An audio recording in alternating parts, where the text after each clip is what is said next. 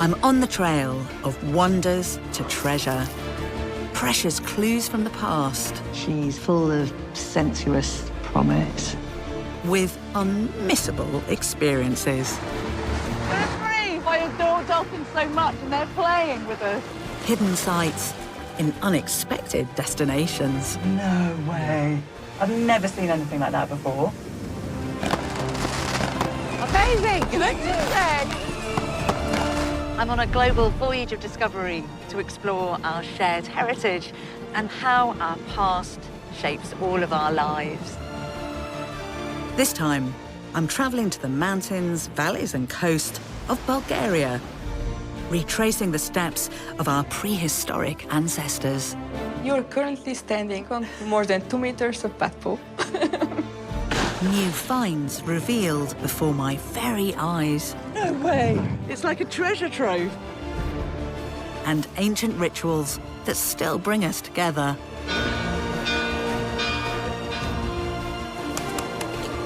This is joyful in every sense of the word. Welcome to the treasures of Bulgaria.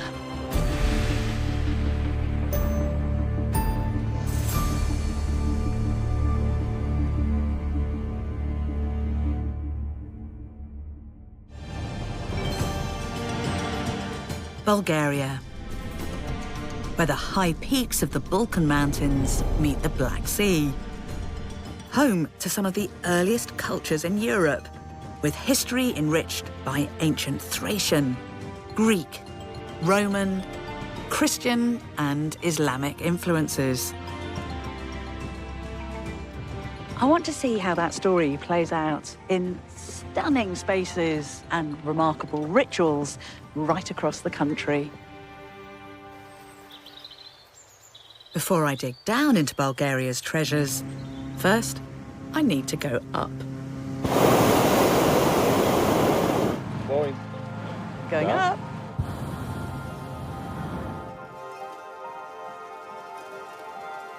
So perfect conditions for flying. Perfect condition, yeah. My first treasure is locked within the rocks of Belogradchik in the northwest of the country. I've been told the best way to see this massive, incredible expanse of geology is from up here in the skies. The rock formations here extend over an area 20 miles long and 2 miles wide. Formed as sedimentary rock some 230 million years ago. The elements have since carved them into an otherworldly terrain. It's so beautiful and so peaceful. And these rocks, because people tell stories about these rocks, they say that they're like shapes like a mother and a Madonna and Madonna, Mother, Adam, Eva. Adam and Eve. Yeah. That's all over the world. If there's some amazing landscape, we always invent a story about it to explain Many it. stories on this rock. These mesmerizing shapes are the result of differential erosion. Softer and weaker rocks are worn away by the elements, leaving ridges, canyons, and stacks.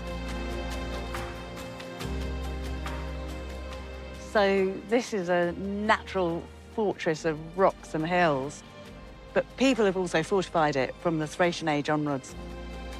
The Romans and the medieval Bulgarians and then the Ottomans, so it's seen a lot of history here. This is Belogradchik Fortress that we're beautifully gliding over. The history in and around these rocks is just incredible, but I'm interested in a particular story that you can find within the mountain itself. Oh, dear! The same natural process that shaped these extraordinary pillar formations above ground has carved out hundreds of caves below. I'm heading towards one, Magura, to seek out rare clues about the lives and beliefs of our prehistoric ancestors.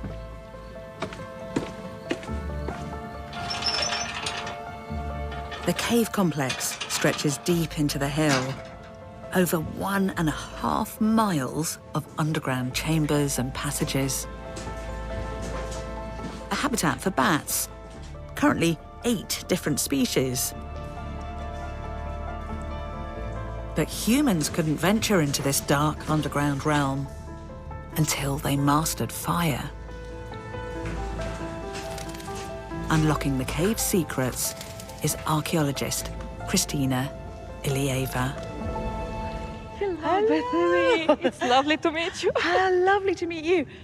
And I wasn't expecting, who is this beautiful creature? That's Bars, and he's part of my team. Is he? What a cool assistant. Is Bars coming too? Yeah. Oh, great. It's amazing. For the women and men who explored these spaces, the walls became a vast subterranean canvas, representing the world above.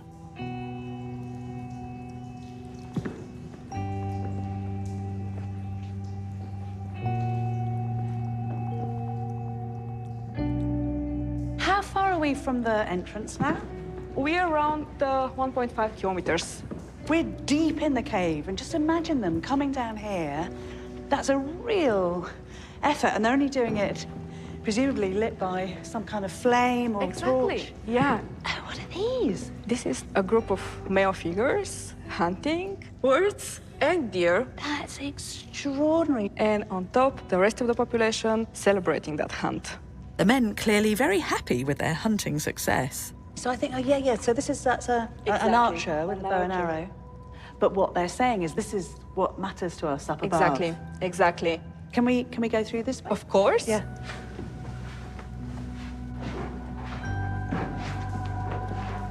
The drawings include what is thought to be a solar calendar, the oldest of its kind in Europe. So, Christina, what are they using to make all these incredible drawings? Because often when you're in caves, it's almost slightly redder. They're using kind of red ochres and, Yes. and other minerals. Yeah. But this is much darker. What is it? It's definitely not red ochre. It's actually guano. Hang on, because guano is bat poo. That's bat poo, and you're currently standing on more than 2 meters of bat poo. No way. I thought it was just like soft rock. So hang on, did you say 2 meters? Or more. It's the most natural material. Yeah, well, I guess, because I mean, we've seen so many bats here. So it sort of makes sense. This is a bat's cave, and they're just using what they can because it's here. Exactly. The other thing as well is you really get this sense of progression of the narrative. It's almost like there's a sort of comic book rolling out in front of you. The geometry of the cave actually allows for a narrative. With every single step, you see a different chapter. And so this is the climax. So what are they celebrating? It's most likely the end of the agriculture season. They're celebrating collecting the crops. They're celebrating having security and surviving the winter. I mean, what you see a lot, so like here you've got them, it's very clearly a male and a female figure. So is there, I don't know, is there some kind of marriage ritual being represented?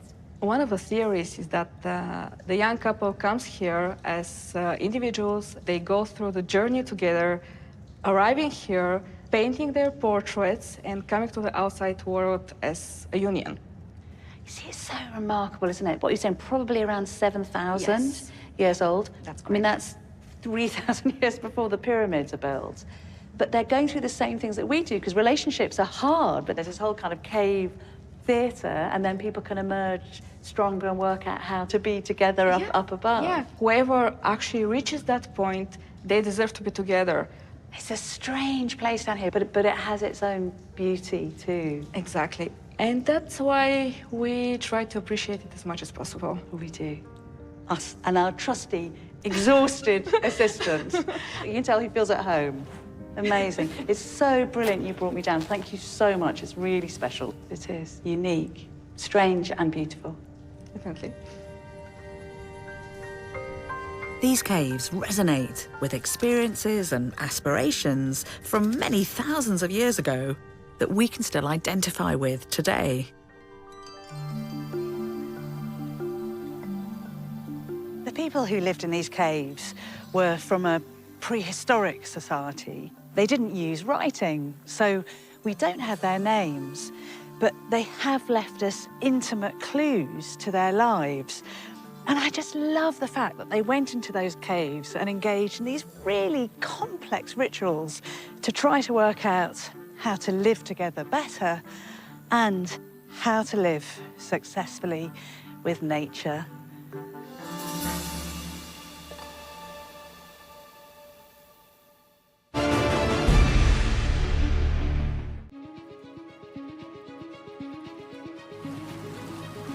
I'm exploring Bulgaria's treasures by land and sea. Dolphin. It's a dolphin. Okay, I'm in the Black Sea, and there's a dolphin following us along the boat, which is always a good sign, because for the ancients, that was an omen of good luck. So it's going to be a good day. I've been coming to the Black Sea for years because it is so steeped in stories and secrets.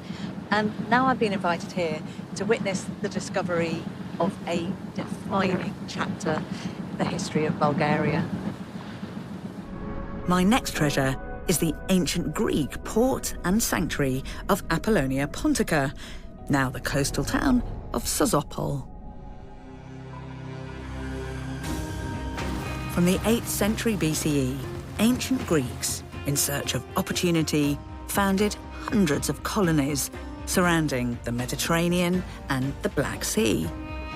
The ancient Greek geographer Strabo wrote that the city was originally built on a small island just off the coast, the site of a great temple to Apollo, the Greek god of the sun. Thank you. That temple gave the ancient city its name, Apollonia Pontica, the city of Apollo on the Pontus or Black Sea. Until recently, the island was an off-limits military base. It's still dominated by the abandoned Sozopol Naval School, and it's home to a very special ancient site. So this was where the first ever Greek temple in Bulgaria was built by those travelling, adventuring Greeks. Not just so they could worship their great sun god Apollo here, but also so they could create a space where they could import their identity and their rituals. The pride and joy of the city here was something remarkable. It was a 13-metre high, colossal bronze statue of the great sun god. So 13 metres is around 42, 43 feet. So that means it would have been the same size as the statue of Zeus at Olympia, which was officially one of the 7 wonders of the ancient world. And we know that the citizens of Apollonia Pontica loved it because they put an image of that colossal statue on their coins. And on another coin from the city, we can also tell what really mattered to them here. So again, you've got a beautiful image of Apollo on the reverse. And then here, there's an anchor, which tells us that the Black Sea and the sailors and ships who travelled on it were what really mattered to this city. And the anchor is still the symbol of Sozopol today.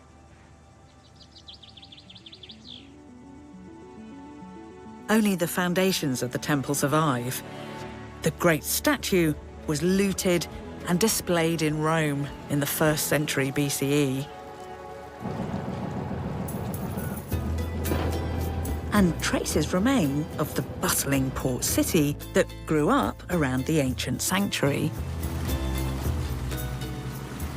I'm meeting my archaeologist contacts in the harbour because their dig is underwater. Hello. Hello, nice to Careful see you. here. I will, thank you. Lovely boat, lovely boat. Thank you. It's our boat, Christina. Nice. Hi, Yeah. hi, guys. Hello. Hi, Hello. Bettany. The team from Sozopol's Centre for Underwater Archaeology has been working here for years. Nice to see you. This dig season, they're opening a new trench deep in the historic harbour. It's a lovely harbour now, but it would have been really busy, I imagine, in the classical period. It was very important because it was the best protected harbor along the entire southern part of the western Black Sea coast. Wow. Starting from the Bosporus Straits northwards, it was the first secure point where the sailors, the traders, could find a good shelter, a safe place for their ships. So it must make it really rich archaeologically for you on the seabed. It is. The harbor was established at the very beginning, of course, at the end of the 7th century BC, when the town was established. And from that moment to present, it was used every day. Incredible. I'm dying to get in. Let's go. Okay, let's go.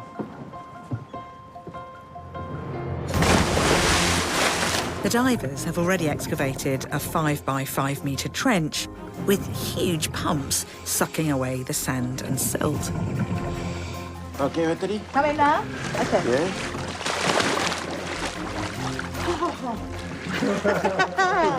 It's not warm. So we above the site now. Yes. I'll go to see. Okay. Good luck. Okay, Good luck. thank you.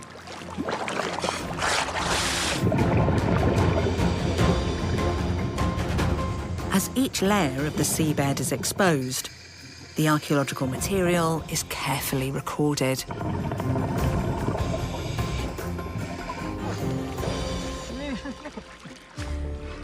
No way. Good look. No way. This is River Phosphor. No way, Naiden.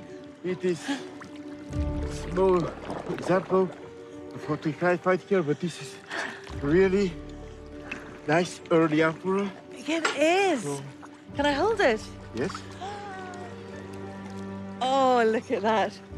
So last dropped onto the Black Sea bed. What do you think? 2,500? And 500.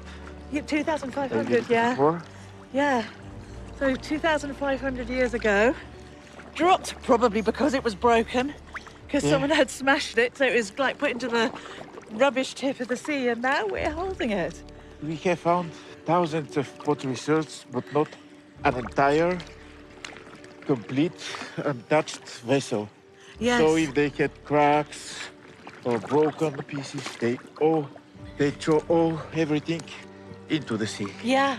So this is what do you think they would have put in here, like wine or grain or oil?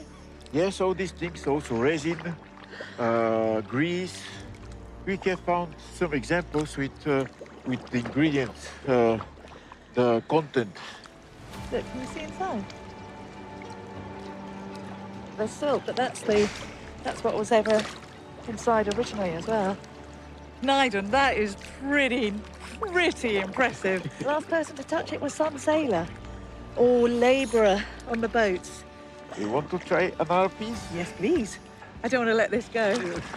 Okay, we give it all.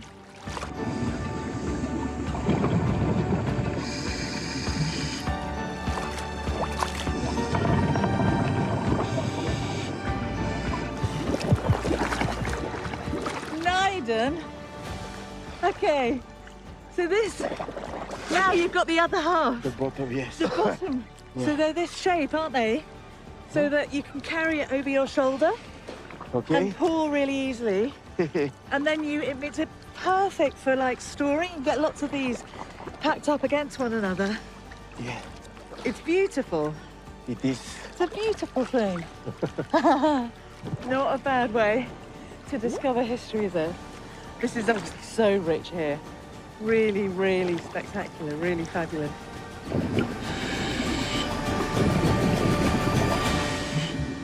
Thank you. Amazing. Very cool. Thank you. You're welcome. Very cool. Very cool. I'm very happy.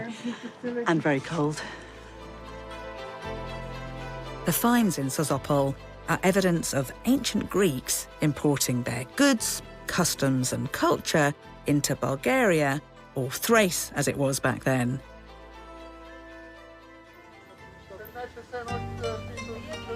Now, I'm going to meet a community of, wait for it, Bulgarians with Greek heritage who still live here. Look at this, looks lovely. Ah, we can go and sit down. Hello. Hi. Hello. Bettany. Is that okay to join you? Oh, thank you. Very still. Oh, no, I'll go here. Oh, okay. Thank you. Thank you. Very still. So I've just been given an ouzo, which is a fantastically Greek drink. But this fits because this is a community here who traces their ancestors right the way back to ancient Greek heritage. Yes. It's genuinely exciting for me because I've always wanted to meet these communities of people who live on the Black Sea, but who have ancestry stretching back to Greece. And is it right that some of the words that you use are like an ancient form of Greek? Could you say one of those words to me, one of the archaic Greek words? Орнита. Орнита за кота. Ornita? И кота din Elene, στην Ελλάδα, στη Σουζόπολη, Ornita. Okay. So it's like, because it is, that's not the modern Greek for chicken. Кокошка. Кокошка. Тя пита какво е. Кръстила съм на баба си. Баба ми се е казвала Аспасия. Aspasia is the name of the great... Yeah, exactly. Well, this is like the consort of companion of Pericles, the ancient Greek general. Do you feel proud of those ancient Greek ancestors? And you know, do you feel connected to them? Тачим ги, интересуваме се от историята и в този смисъл пазим традициите и ги предаваме на по-младите. This looks delicious. So this is this special dessert you only make here that you've learned from your grandmother's grandmother's grandmothers. So it has to come from Greece, the recipe originally. It looks fabulous. What's the name again? Дамга. Damga. Дамгосва се, жигосва се. Yeah. Oh, Paris, though. What amazing thing to be given Greek cakes and ouzo. And it's just, you know, if you think today that I've been discovering evidence of ancient Greece on the seabed, and now here I am surrounded by people who say they're living in a mini Greece, and they still use the same word for sea. You were saying thalassa, which is the ancient Greek word for sea, and that's what they say today. So it's just a real privilege to see this line that's stretched all the way, unbroken, across thousands of years. So people came here from ancient Greece to enjoy ritual and a shared experience together. And it's still happening now here on the coast of the Black Sea. Yamas again. Yamas. Thank you. Very still.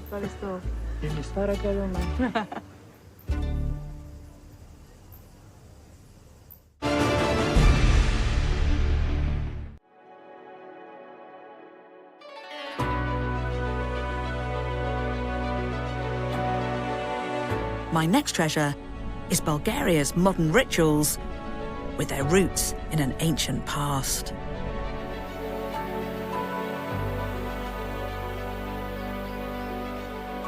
I just had to show you this. So this is the modern village of Debelt, but it's the ancient Roman city of Deultum, and there are some seriously significant finds being discovered here. Founded in the 1st century CE as a settlement for retired Roman soldiers, Deultum grew into a thriving, sprawling city, which archaeologists have been successfully uncovering. Oh, hello! Bettany! Lovely to see you. And this year, my old friend, Ludmil Wagalinsky, has something special to show me in one of the city's graveyards. You found something extraordinary Oh, here. yeah, sure. It's incredible. Well, lucky. Really lucky. So what is it? Silver, very delicate, fragile, with inscription in ancient Greek, and the names of 2 of the archangels and of Christ are written. So, and namely, Gabriel, Michael, protector. Protector is for the Christ. Then the name of the Christ and the cross. Yeah. The end of the 2nd century AD. We just got to stop for a moment because this is incredibly significant. This is the earliest evidence of Christianity Archaeological evidence. here in Bulgaria. Because this is a silver amulet and it's been rolled up That's right. and left next to the dead person's head and wrapped in cloth, then it's the idea is to protect him or her, but that also tells us this is a secret faith. So this is somebody who's having to protect the fact that they're Christian. And it's a good story. It's an incredible Their story. faith and how they try to keep their faith, but secretly. Exactly. So, I mean, it's a history-making discovery, this, and it tells us about this moment when Christianity was still hidden. From its beginnings as an outlawed and persecuted faith, in the medieval times, Christianity grew and flourished here. In the 9th century, Bulgaria's kings converted to Orthodox Christianity. And now, the Christian faith is very much not hiding in the shadows. It's close to midnight in Veliko Turnovo, on the eve of the most sacred day in the Christian calendar, Easter. Holy fire is brought out of the church and shared between the faithful to signify the rebirth of Christ and renewed hope.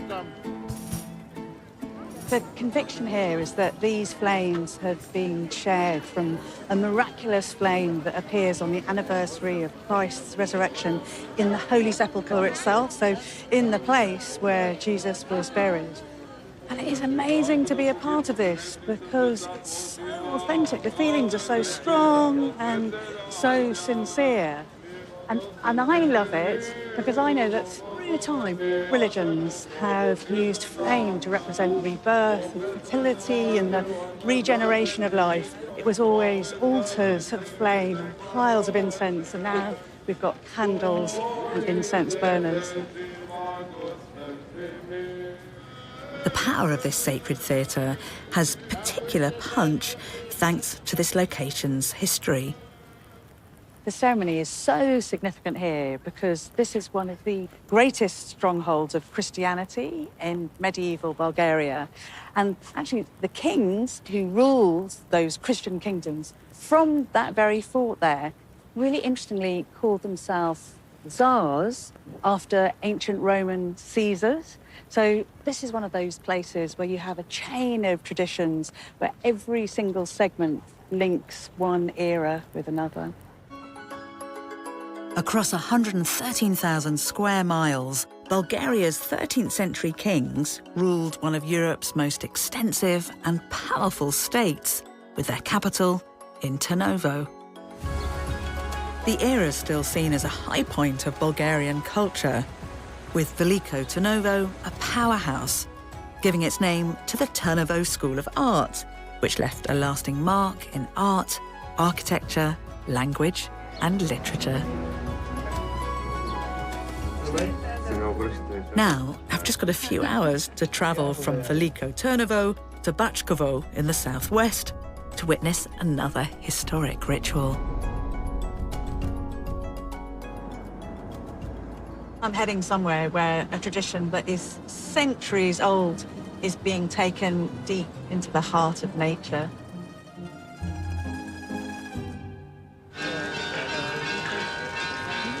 This is Bachkovo Monastery, in the foothills of the Rhodope Mountains, and every Easter Monday since the 17th century, hundreds of pilgrims gather to walk in procession, carrying a holy icon of the Virgin Mary up into the mountains, where the icon is said to have once miraculously appeared.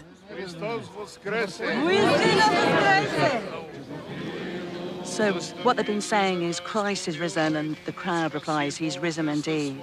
And the reason people are being allowed to carry the icon is it's thought to have these special protecting powers. So if you touch it, or if you're near to it, it will help protect you and bring you luck for the rest of your life.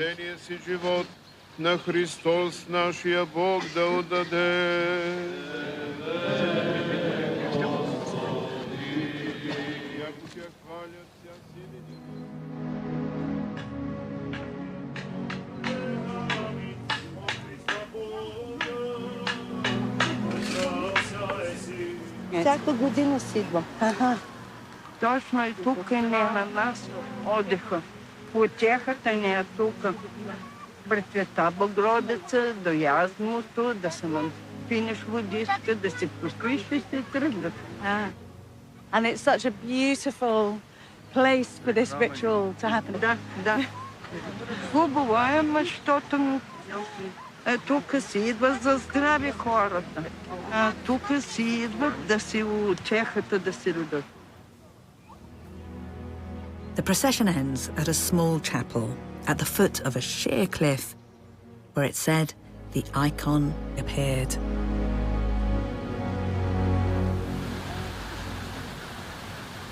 Nearby water, also considered miraculous, springs from the rocks. Here, pilgrims have a chance to adore the icon and to commune with nature.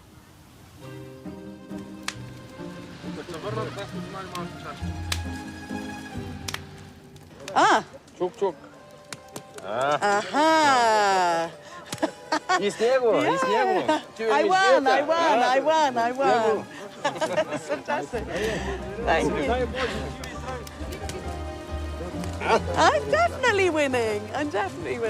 How brilliant. So after all that hike up the mountain, they're offering you food and drink and Easter eggs here. And there does feel to be something so timeless about these customs, partly because they've been happening for hundreds of years and pilgrims and travellers have been coming here and the ritual itself is unchanged, but also because it celebrates those eternal values about our love of the idea of birth and death and then rebirth, and also just sharing things and celebrating life.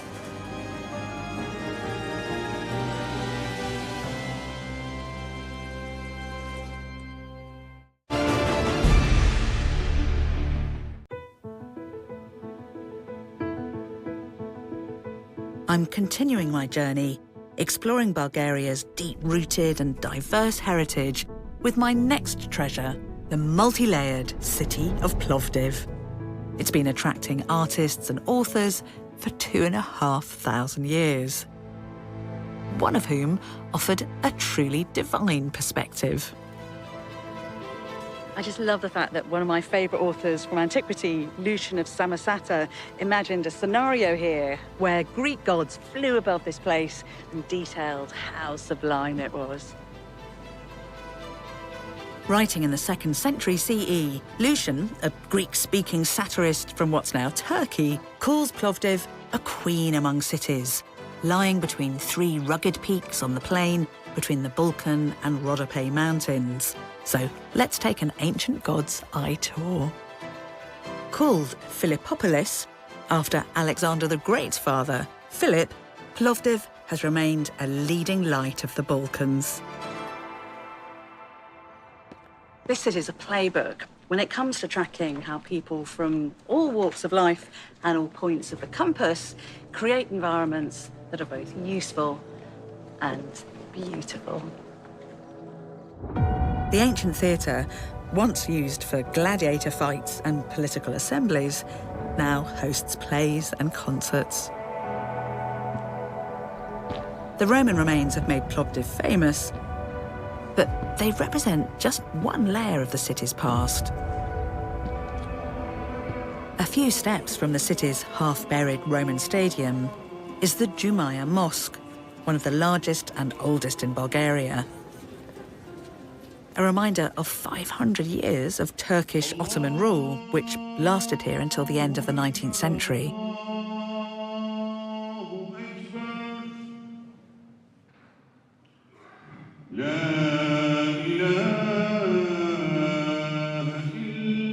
You can just tell that all this beauty is being carefully crafted so that people can come to celebrate here together. And when it's full, you can fit over 1,200 people inside the mosque.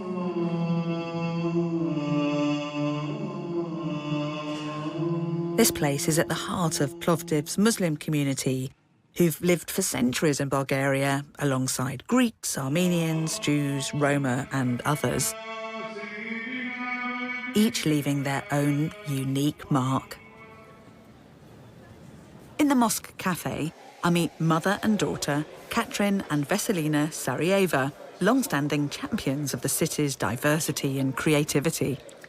so wonderful to be here because I always read these accounts through time for people saying how beautiful Plovdiv is. What's it like to live in? Is it a beautiful place to live too? Yeah, it's because it's multicultural city. It was always been a tolerant city, and I think it creates a feeling of a common place where everyone can live together, can understand and learn from each other, what is very important. And I think it's a great place to live and develop and bring some values from the past that are relevant today to the future. Do you get that sense here in Plovdiv? It does feel like a slightly different kind of city, that the past is very much alive here. Yeah, and it's not only about tradition, but using, contemporary art, bringing people from all over the world, Plovdiv, because this was also our mission to show Plovdiv to people outside of Bulgaria. Bring it on. That's my kind of place. Bring it on. Bring it You're on. welcome. And you do amazing baklava as well. Yeah. As well as being tolerant. Oh, lovely to you. And thank you so much for bringing these. So lovely to meet you both. So lovely to see you. Yeah, thank you. Oh, thank you.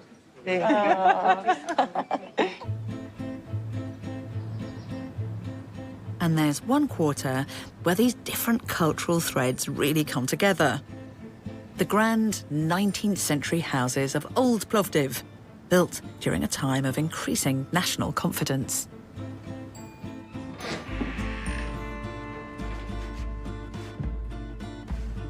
This house belonged to Stepan Manuk, a wealthy Armenian merchant. Lavishly decorated with carved wood, moulded plasterwork and painted walls and ceilings, the house is a fusion of Western and Eastern influences, including a marble-lined Turkish bath and a fountain running with rose water.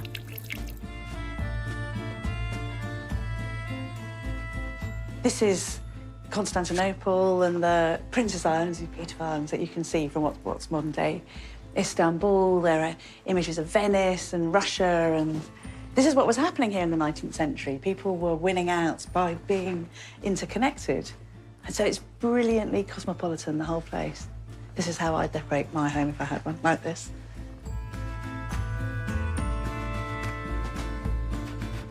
One of the most distinctive features of Old Plovdiv's houses are the painted niches, known as a la franga. The word means in the French manner in Turkish, and also refers to the mid-19th century Ottoman fashion for all things perceived as European. And then for me, the climax is this. It's a wonder of the ancient world. It's the fabulous lighthouse of Alexandria that welcomed in ships to a port that was famed for being a hub of ideas and wisdom and understanding and interchange. And the particularly beautiful thing is that the writing above it, which says this is the city of Alexandria, is written in the Turkish language in an Armenian script here in Bulgaria.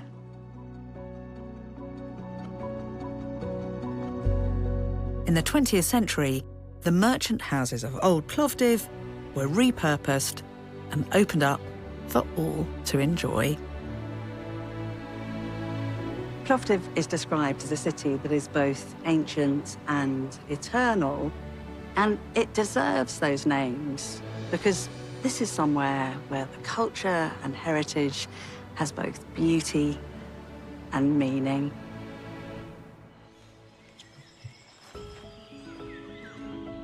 Early June, in the Valley of the Roses, humming with activity even before dawn. My final treasure is the damask rose, a symbol of Bulgaria's historic culture. It thrives in the region of Kazanluk, in the country's heart. We always get up early when we're filming to capture the beautiful morning light, but this time we're here to make the most of a bit of botanical magic because All of these roses have their highest concentration of their precious rose oil before the sunrise, a constituent that diminishes in every single rose petal with the heat and the light of the full sun.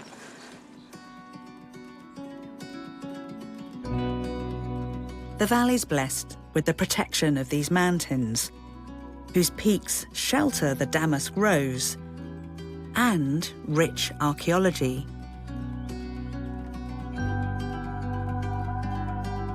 Hundreds of ancient Thracian burial mounds still stand tall among the rose fields.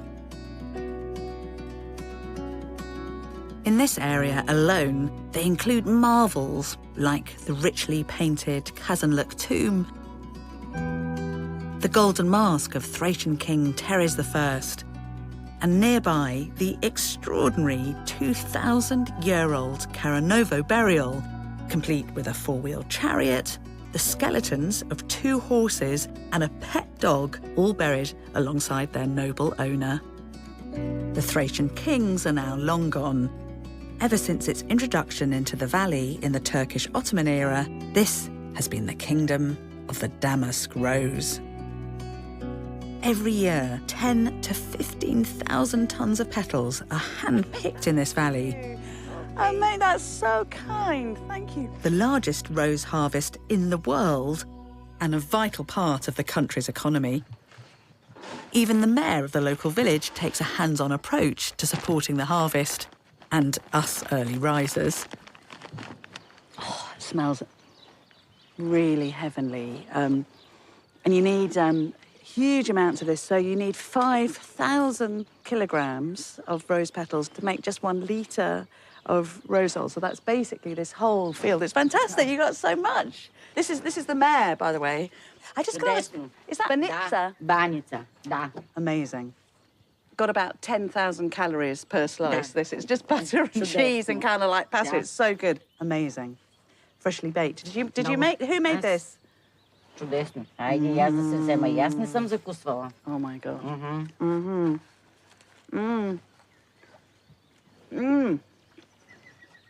Превъзходна, нали? Banitsa at dawn. Very good.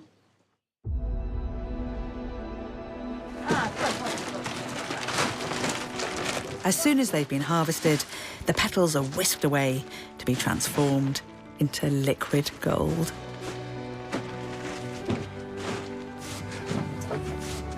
The essential oil, or attar of the rose, is obtained by steam distillation, a process first invented 1,000 years ago by the great Persian scholar Ibn Sina. Wow. That's actually really intense. Yes, That's it is. really intense. That is a lot of rose oil. Bulgarian rose oil features in many of the world's most famous perfumes. This is 5,000 euros worth. In antiquity, too, scent was hugely valuable, and I've been lucky enough to get my hands on some stunning evidence recently uncovered here in Bulgaria. What you're looking at here is a glass perfume bottle from the Roman period. It's absolutely intact, and it's still got its perfume inside. I mean, this is just incredible. There isn't a chip on it. This would have been used by the people here maybe to anoint their dead or just to make themselves smell gorgeous for a special evening out. So it's like it's the past reaching out to touch the present.